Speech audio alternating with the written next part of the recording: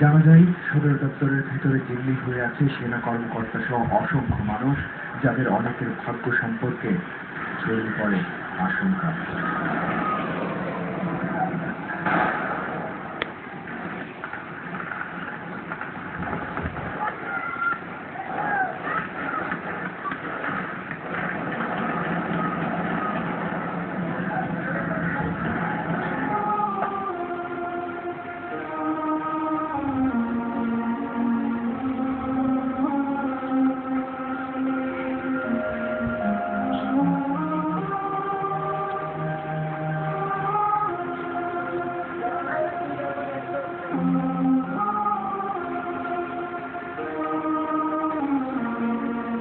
পেরিয়ে যায় ৩০ ঘন্টা।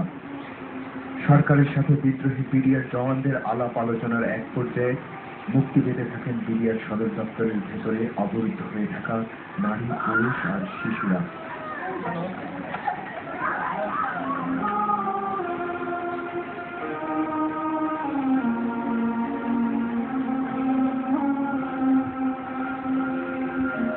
বেরিয়ে আসতে থাকেন ২ মাসের শিশু থেকে শুরু করে ৮০ বছরের বৃদ্ধ পর্যন্ত।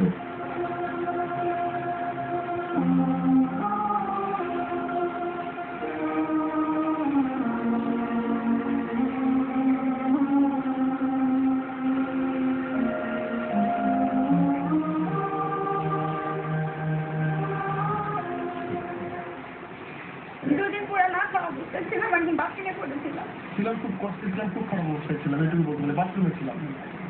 এখন তো মারা যখন যাচ্ছি তখন দৌড়ে বেরোয় আসলাম যে সামনে যে মারা যায়, তখন কিন্তু আমার বেরি না, আমার হাত মানে যেহেতু সবারই বডিতে কিন্তু মাছের পিকআপ ছিল, পিকআপে করে উঠছে ওই অস্ত্র শব্দ দাঁড়ানো, ওখান থেকে গেট পর্যন্ত আসলাম। বাইরে যখন তারা দেখি তখন মানে ওই ফিলিংসটা, ওই জিনিসটা আসলে আমি এটা বোঝানো ব্যাপার না। বন্দিদশা থেকে বেরিয়ে আসা মানুষদের কাছ থেকে জানা যায় বিডিআর সদর দপ্তরের ভিতরে নারকীয় নৃশংসতার কথা। জানা যায় বিদ্রোহী জওয়ানদের নির্মমতার শিকার হয়ে জীবন দিতে হয়েছে সেনা কর্মকর্তা সহ অসংখ্য মানুষকে।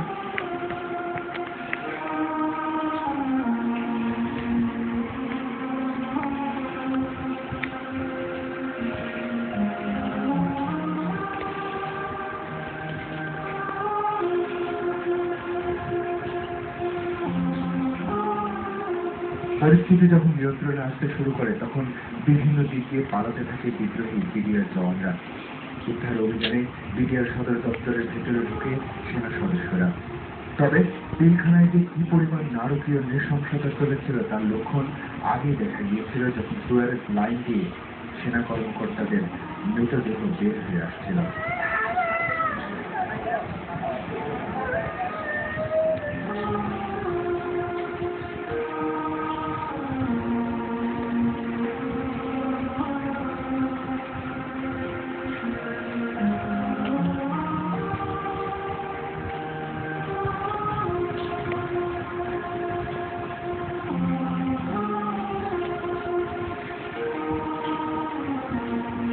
আর সেনা সদস্যরা যখন সদর দপ্তরের ভেতরে ঢুকে উদ্ধার অভিযান শুরু করলো তখনই বোঝা গেল নৃশংসতার ভয়াবহতা।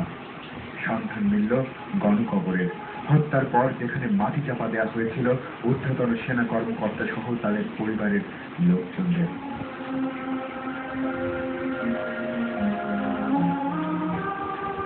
সেরকমই একটি গণকবর থেকে বেরিয়ে এলো বাংলাদেশ রাইফেলসের মহাপরিচালক মেজর জেনারেল শাকিল আহমেদের লাশ।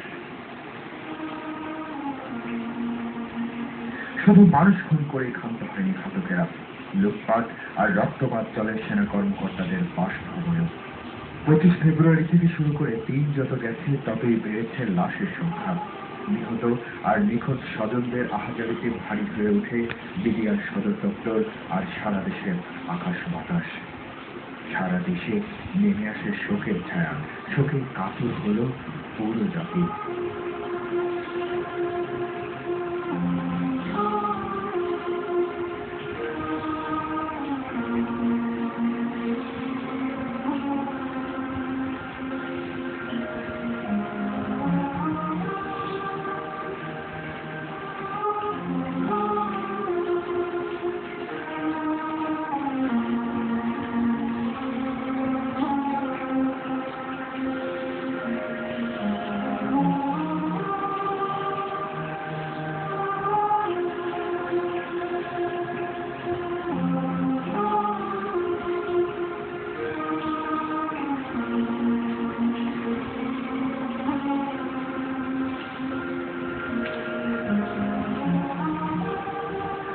তারিখের ওই ঘৃণ্যতম হত্যাকাণ্ডে কেউ হারালেন সন্তান, কেউ স্বামী, কেউ বা বাবা। দেশ হারালো মেধাবী সব সেনা কর্মকর্তাদের। অপূরণীয় এক ক্ষতির মধ্যে পড়ল বাংলাদেশ।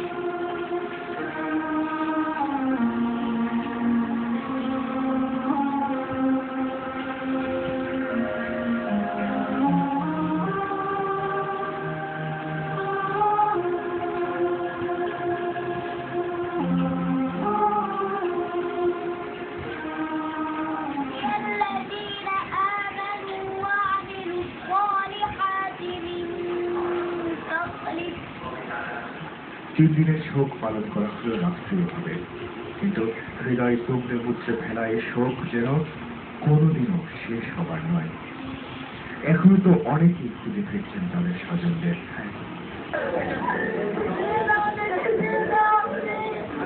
আমার আর কোনো কিছু বলার নাই।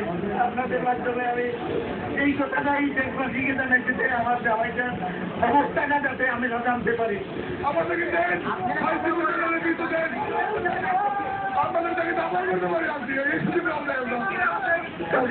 কোথায় আরো যাবে না।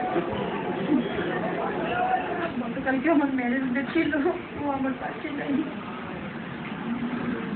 গত বছর মিশনে নাইজেরিয়া ছিল, তখনও ছিল না। আমাকে ফোনে বলেছিল সাইকে আর কখনো এমন হবে না, আর কোনো 28 তারিখ আমি দূরে থাকবো না। কিন্তু কে জানে এই 28 তারিখে আমার সাথে থাকবে না। ও সবসময় বলবো যে সাইকি আমি তোমাকে কিছুই দিতে পারবো না, 100% সিকিউরিটি দেবো। এই সিকিউরিটি ও না দিয়েই চলে গেল। মিশনে যাওয়ার সময় আমাকে বলে গেছে, আমি দেশের জন্য যাচ্ছি, আমি যদি ফিরে না আসি তুমি চিন্তা করো না, এই দেশ তোমাকে দেখবে, এই দেশের কাছে তোমাকে রেখে যাচ্ছি। আমার বাচ্চাটা ফ্ল্যাগ আঁকানো শিখতে নাই, আজ কয়েকদিন হলো সেই ফ্ল্যাগ আঁকায়। মানে মা রেড কালার করবো, অথচ সেই ফ্ল্যাগে নিজের বাবাকে শোয় রাখবে।